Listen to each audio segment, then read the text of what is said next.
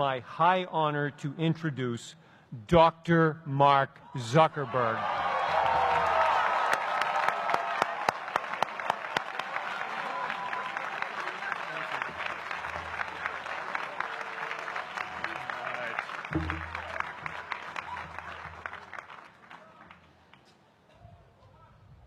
I love this place. Thank you all for coming out in the rain, the pouring rain. We're going to make this worth it for you. President Faust, Board of Overseers, faculty, friends, alumni, proud parents, members of the ad board, and graduates of the greatest university in the world.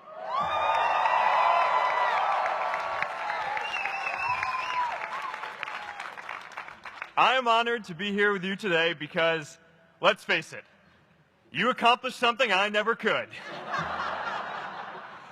If I get through this speech today, it'll be the first time I actually finish something here at Harvard. Class of 2017, congratulations.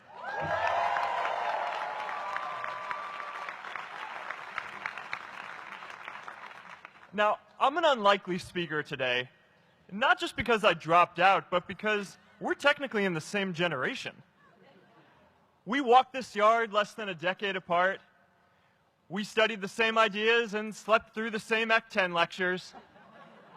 We may have taken different roads to get here, especially if you came all the way from the Quad.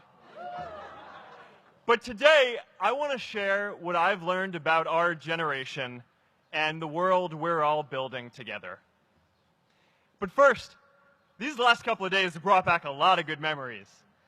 How many of you remember exactly where you were and what you were doing when you got that email telling you got into Harvard?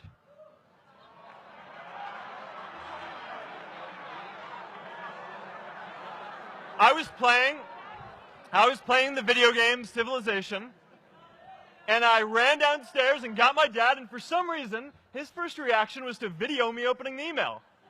That could have been a really, really sad video. But I swear, getting into Harvard is the thing my parents are most proud of me for. My mom is nodding. You all know what I'm talking about. Look, guys, it's tough to beat this. You'll see when you get out there. How many of you remember your first lecture here at Harvard? Mine was Computer Science 121 with the incredible Harry Lewis. Harry.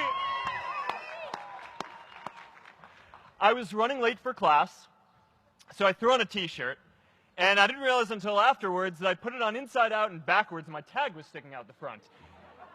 I couldn't figure out why no one in class would talk to me. Except for this one guy, KX Jin. He just went with it. We started doing our problem sets together, and now he runs a big part of Facebook. And that, class of 2017, is why you should be nice to people.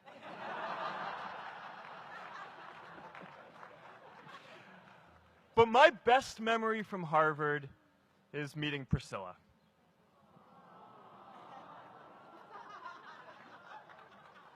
I had just launched this prank website, Face Mash.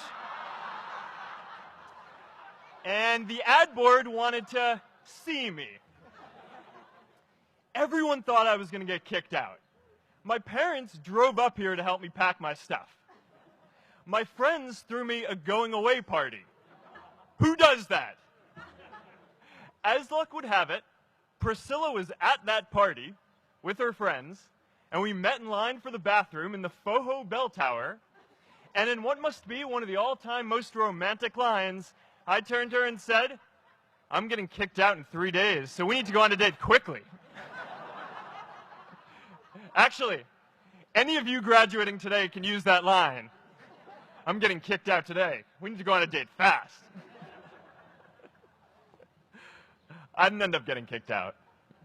I did that to myself. Priscilla and I started dating, and, you know, that movie made it seem like Face Mash was so important to starting Facebook. It wasn't. But without Face Mash, I never would have met Priscilla. And Priscilla's the most important person in my life. So you could still say it was the most important thing I built in my time here.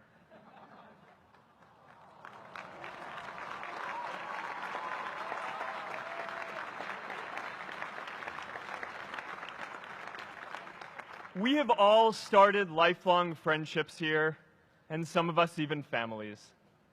That's why I'm so grateful to this place. Thanks, Harvard.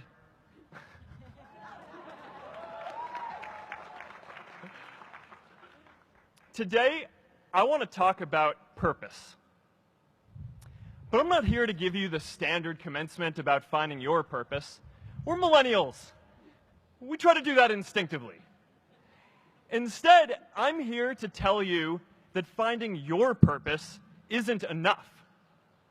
The challenge for our generation is to create a world where everyone has a sense of purpose.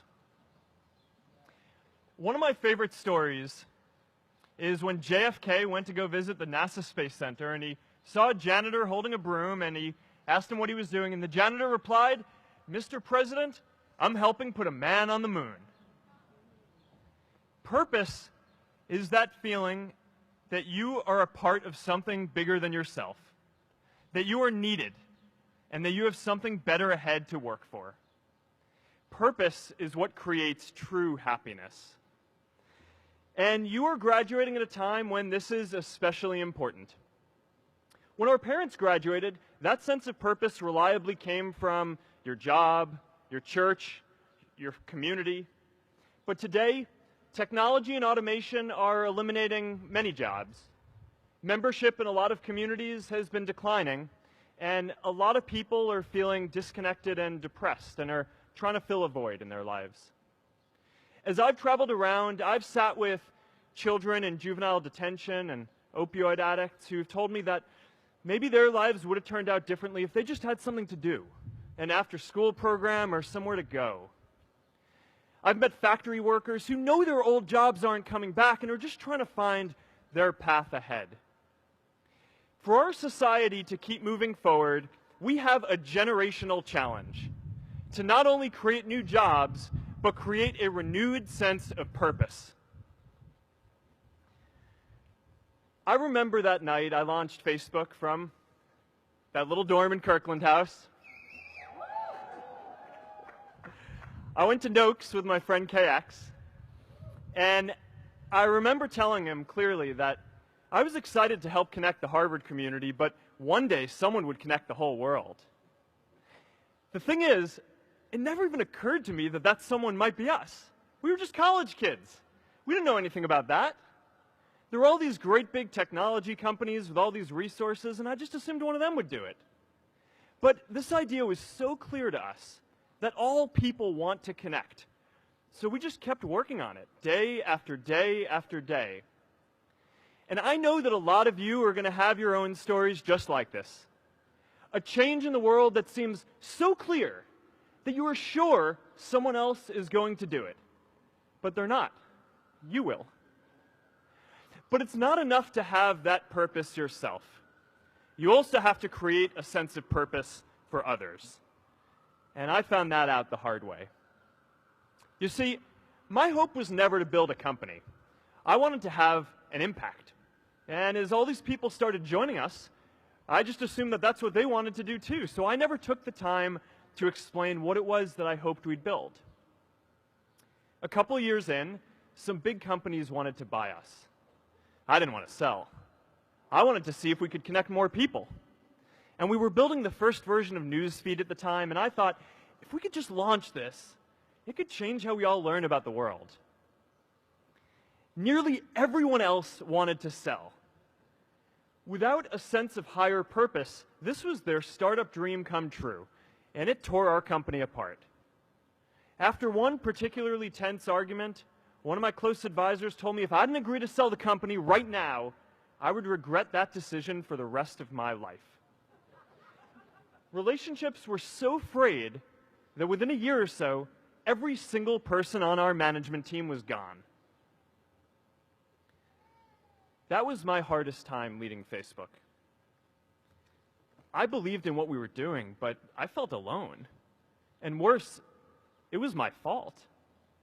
I wondered if I was just wrong, an imposter, a 22-year-old kid who had no idea how things actually worked. Now, years later, I understand that is how things work when there's no sense of higher purpose. So it's up to all of us to create it so we can all keep moving forward together. And today, I want to talk about 3 ways that we can create a world where everyone has a sense of purpose. By taking on big, meaningful projects together. By redefining equality so everyone has the freedom to pursue their purpose. And by building community all across the world. So first, let's take on big, meaningful projects.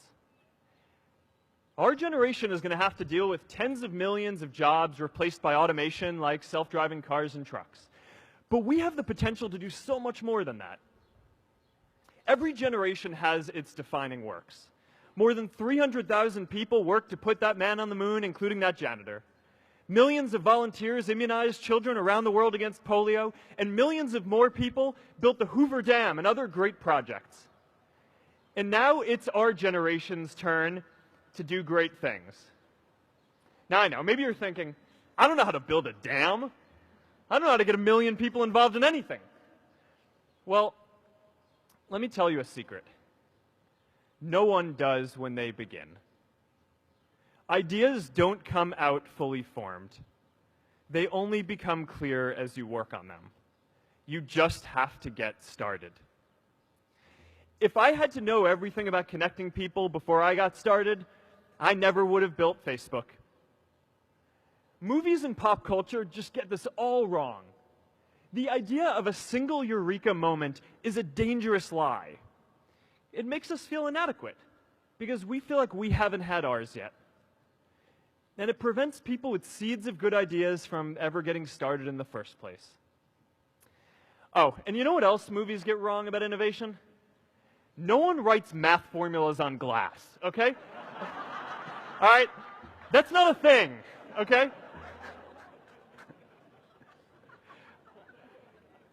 It's really good to be idealistic, but be prepared to be misunderstood. Anyone working on a big vision is going to get called crazy, even if you end up right. Anyone taking on a complex problem is going to get blamed for not fully understanding it, even though it's impossible to know everything up front. Anyone taking initiative will always get criticized for moving too fast because there's always someone who wants to slow you down. In our society, we often don't take on big things because we're so afraid of making mistakes that we ignore all the things wrong today if we do nothing.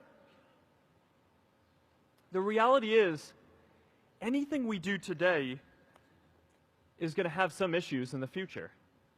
But that can't stop us from getting started. So what are we waiting for? It is time for our generation-defining great works. How about stopping climate change before we destroy the planet and getting millions of people involved, manufacturing and installing solar panels? How about curing all diseases and getting people involved by asking volunteers to share their health data, track their health data, and share their genomes? You know, today, our society spends more than 50 times as much treating people who are sick as we invest in finding cures so people don't get sick in the first place. It makes no sense. We can fix this.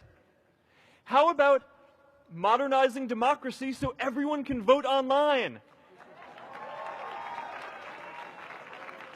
And how about personalizing education so everyone can learn? These achievements are all within our reach. Let's do them all in a way that gives everyone in our society a role. Let's do big things, not just to create progress, but to create purpose.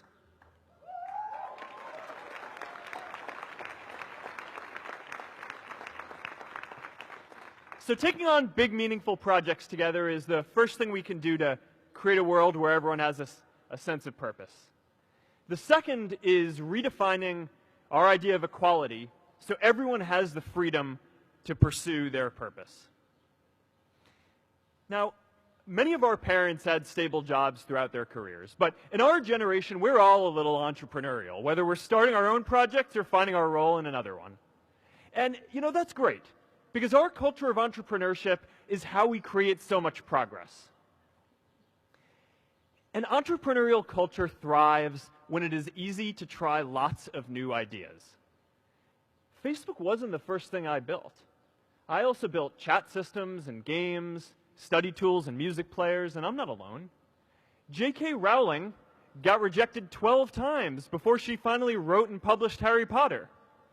Even Beyoncé had to make hundreds of songs to get Halo. The greatest successes come from having the freedom to fail. Now, today, we have a level of wealth inequality that hurts everyone. When you don't have the freedom to take your idea and turn it into a historic enterprise, we all lose. And right now, today, our society is way over-indexed on rewarding people when they're successful, and we don't do nearly enough to make sure that everyone can take lots of different shots. Now, let's face it, there is something wrong with our system when I can leave here and make billions of dollars in 10 years, while millions of students can't even afford to pay off their loans, let alone start a business.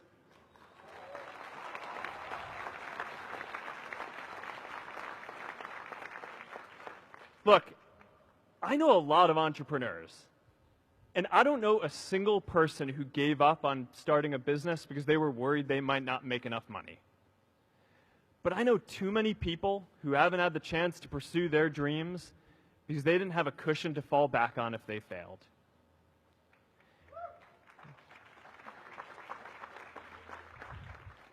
We all know you don't get successful just by having a good idea or working hard.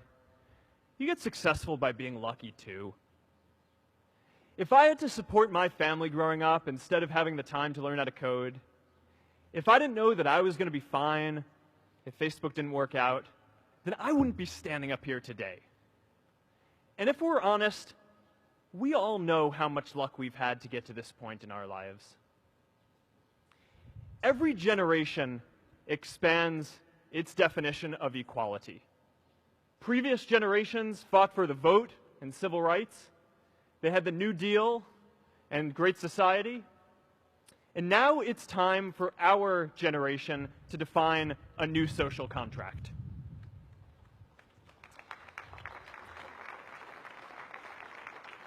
We should have a society that measures progress not just by economic metrics like GDP, but by how many of us have a role we find meaningful. We should explore ideas like universal basic income to make sure that everyone has a cushion to try new ideas. We're all going to change jobs and roles many times, so we need affordable childcare to get to work and healthcare that's not tied to just one employer. And we're all going to make mistakes. So we need a society that's less focused on locking us up and stigmatizing us when we do. And as our technology keeps on evolving, we need a society that is more focused on providing continuous education through our lives.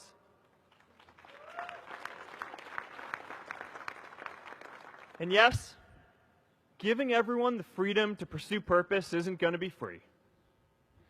People like me should pay for it. And a lot of you are going to do really well, and you should too.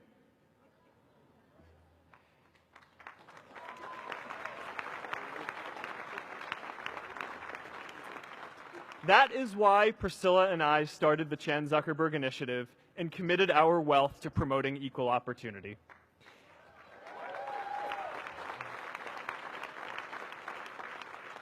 These are the values of our whole generation.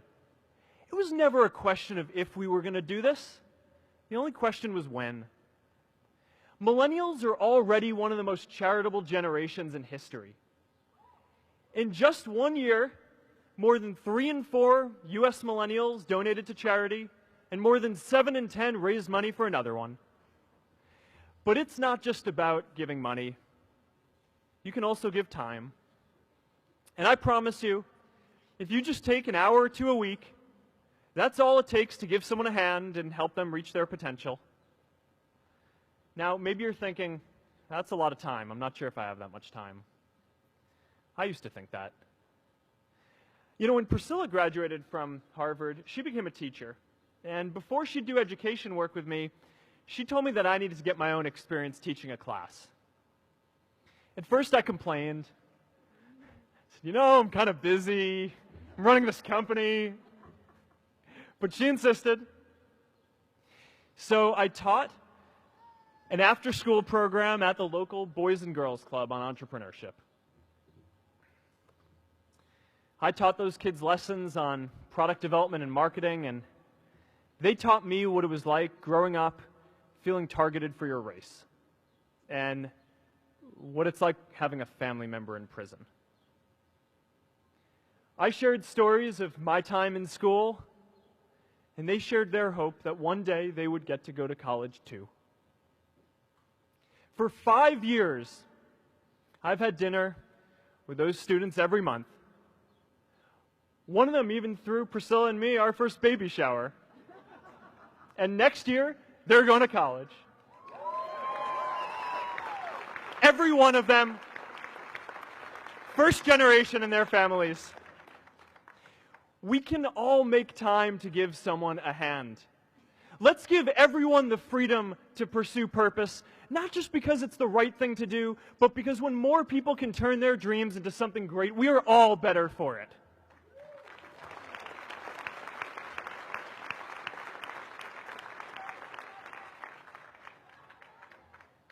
Purpose doesn't only come from work. The third way we can create a sense of purpose for everyone is by building community. And in our generation, when we say purpose for everyone, we mean everyone in the world. Now, quick show of hands. How many of you here are from another country? All right, now keep your hands up. How many of you are friends with one of these folks? Now we're talking. See, we have grown up connected. In a recent survey of millennials around the world, asking what most defines our identity, the most popular answer wasn't nationality, ethnicity, or religion. It was citizen of the world. That's a big deal. Every generation expands the circle of people we consider one of us. And in our generation, that now includes the whole world. We understand that the great arc of human history bends towards people coming together in ever greater numbers, from tribes to cities to nations, to achieve things that we could not on our own. We get that our greatest opportunities are now global. We can be the generation that ends poverty, that ends disease. And we get that our greatest challenges need global responses too. No country can fight climate change alone or prevent pandemics. Progress now requires coming together, not just as cities or nations, but also as a global community. But we live in an unstable time. There are people left behind by globalization across the whole world. And it's tough to care about people in other places when we don't first feel good about our lives here at home. There's pressure to turn inwards. This is the struggle of our time. The forces of freedom, openness, and global community against the forces of authoritarianism, isolationism, and nationalism. Forces for the flow of knowledge, trade, and immigration against those who would slow them down. This is not a battle of nations. It is a battle of ideas. There are people in every country for more global connection, and there are good people against it. And this isn't going to be decided at the UN either. It's going to happen at the local level when enough of us feel a sense of purpose and stability in our own lives that we can start to open up and care about everyone else too. And the best way to do that is to start building local communities right now.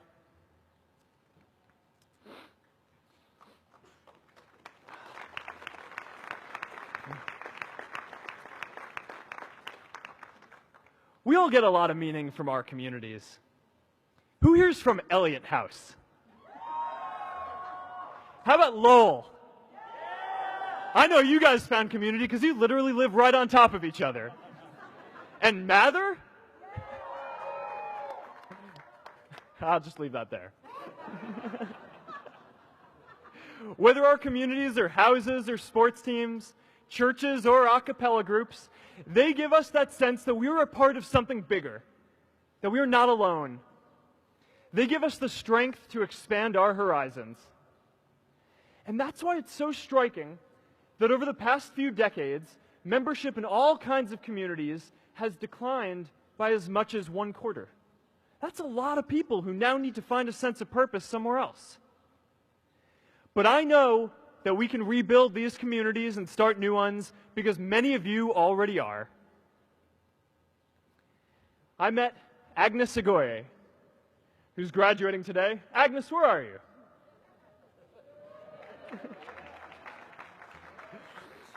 Agnes spent her childhood navigating conflict zones with human trafficking in Uganda, and now she's trained thousands of law enforcement officials to keep communities safe.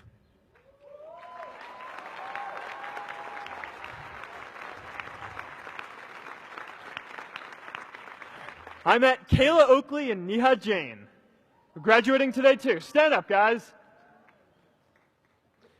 Kayla and Neha started a nonprofit that connects people suffering from chronic illnesses with people in their communities who are willing to help out.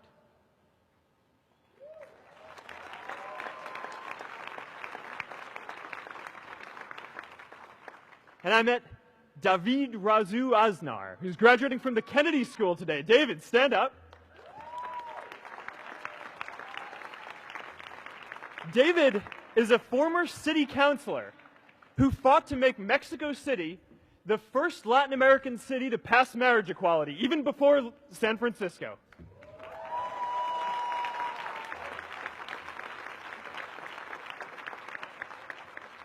And this is my story too. A student in a dorm, connecting one community at a time and keeping at it until one day we can connect the whole world. Change starts local. Even global change starts small with people like us. In our generation, the struggle of whether we connect more, whether we achieve our greatest opportunities, comes down to this: your ability to build communities and create a world where every single person has a sense of purpose.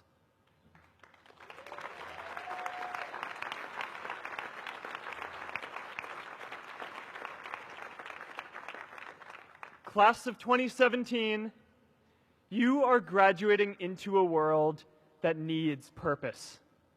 And it's up to you to create it.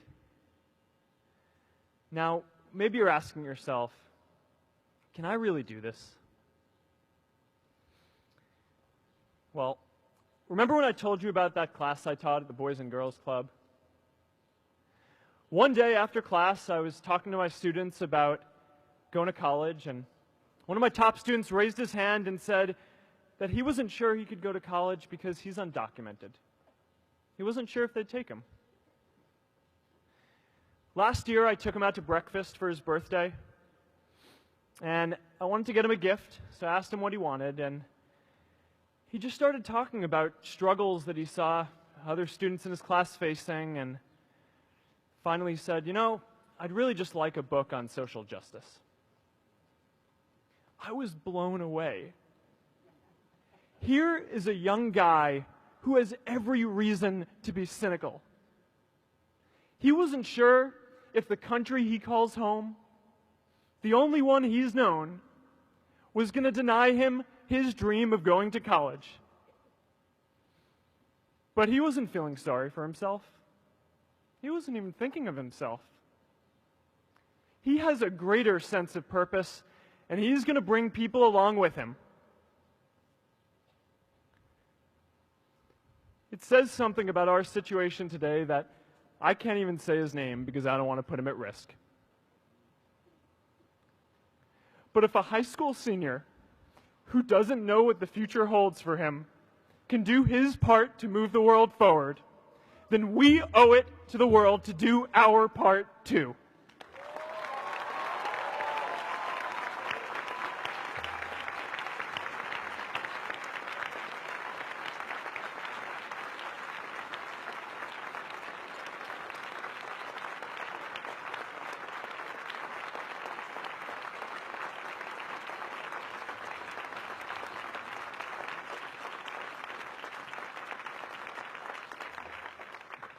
So before you walk out those gates one last time, and as we sit here in front of Memorial Church, I'm reminded of a prayer, Misha Berach, that I say whenever I face a big challenge, that I sing to my daughter, thinking of her future when I tuck her in at night.